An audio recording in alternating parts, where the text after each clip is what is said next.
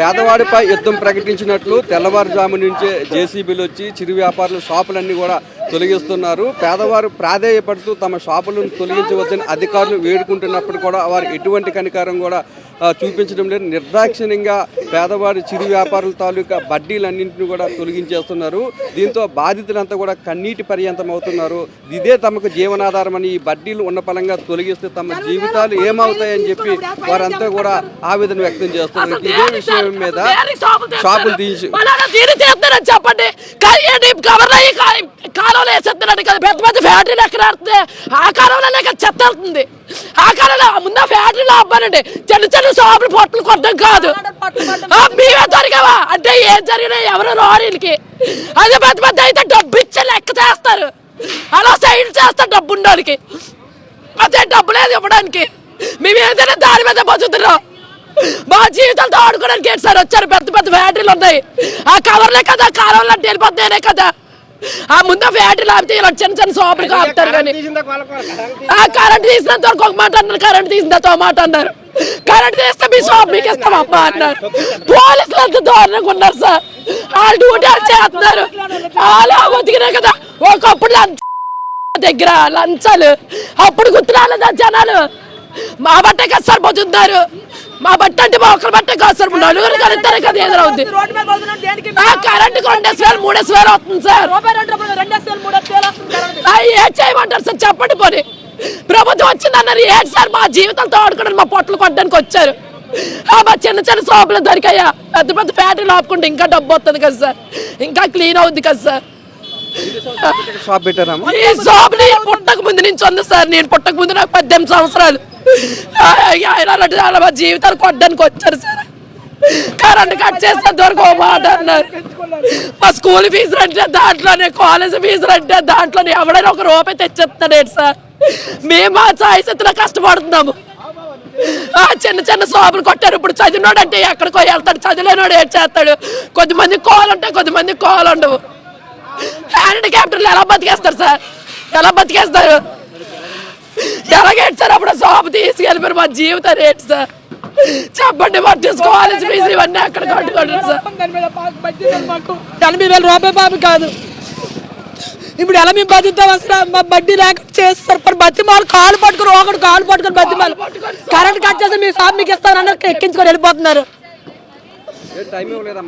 Time ఇచ్చారు sir, తప్పు మాకైతే టైం ఇచ్చారు. తప్పు 4 రోజులు అన్నారు. కరెంట్ కట్ చేస్తారు, కరెంట్ కట్ చేస్తారు అన్నారు సార్. మాకు కట్ చేసి ఇప్పుడు ఇస్తారన్నారు. నాయకులు అందరూ ఇస్తారని తీర మంది పట్టుకొని బండి మీద ఎట్టిస్తారు సార్. షాప్ మాకు దించేయమంటున్నాం. మీ షాప్ మాకు జాగా ఉంది పెట్టుకుంటా అంటున్నాం, మా సైట్ లో పెట్టుకుంటాం అంటున్నాం. మేము వాచ్మెన్ కూడా సైట్ లో పెట్టుకుంటా అంటున్నాం, కానీ ఇవ్వట్లేదు షాపు. అంతే సార్, మేము ఇంకేం మాట్లాడలేము. మా జీవితంతో అయిపోయింది. ఇంకా మేము మా పిల్లలిద్దరిని పెంచుకోవడానికి మాకు ఆటోకి బేరాలు కూడా లేవు. ఈ ఆటో వేసుకున్నాం, ఫ్రీ బస్సులు వచ్చుకోవడం ఆటో కూడా లేదు. మా నాన్న ఉన్నాడు అక్కడ, మా నాన్న ఒక్కడ ఆటోలో ఉన్నాడని మేము మాట్లాడట్లేదు సార్. అలాగే అందరూ ఆటోలు అలా ఫైనాన్షియల్తో కట్టాలి. ఎలా సార్ కడతారు? ఫ్రీ బస్సులు ఎవరి కోసం సార్ వేసారు? ఎవరి కోసం ఎక్కిసి వెళ్ళరు? బస్సుల్లో నుంచి ఎవరికి కావాలంటే ఆడే ఎక్కిసి వెళ్తాడు. ఫ్రీ బస్సులు ఎవరి కోసం వేశారు? హ్యాండిక్యాప్టర్లు అంటే డబ్బులు వేయండి కావాలంటే. మాకు వేయమని మేము అడిగావా? మాకు చేయమని మేము అడిగావా?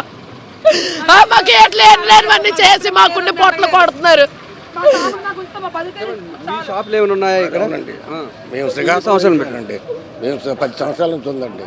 శ్రీకాకుళం వెళ్ళాము, వస్తా ఒకటి లేట్ అయిందని ఒక బండి ఇచ్చేయండి పక్కకు తోసుకుంటామన్నా సరే ఇవ్వలేదండి. ఎక్కించారు. Tiffin shop sir, Rajarajeshwari tiffin shop sir. తీసుకెళ్ళిపోయి వేసాను బండిలో. కనీసం ఇచ్చేయండి పక్కన తీసుకెళ్ళిపోతామన్నా ఇవ్వలేదు. కనికరం కూడా చూపలేదు సార్. ఈ ప్రభుత్వం వచ్చిన తర్వాత ఏదో మాకు వదిలిస్తుందంటే చిరు వ్యాపారుల మీద పిచ్చుకు మీద బెమ్మేస్తారు సార్. చిరు వ్యాపారులు పొట్టలు కొట్టి ఇదేం చేస్తారు సార్? ఎంతవరకు ఇప్పుడు సమంజసం ఉంటుంది? ప్రజాస్వామ్యంలో ఇది వస్తుంది. రోడ్డు సరిపోతుందా లేదు? సరిపోతుంది. ట్రాఫిక్ ఇది అంతరాయం లేదు. అయినా వీటి మీద పగబెట్టి పేద ప్రజలను ఇబ్బంది పెట్టడం అది సమయం సరైన పద్ధతి కాదని నేను అంటాను సార్. లోకల్గా ఉన్న రాజకీయ నాయకుల దృష్టికి మీరు తీసుకెళ్లారు, వాళ్ళు ఏమైనా వచ్చారా?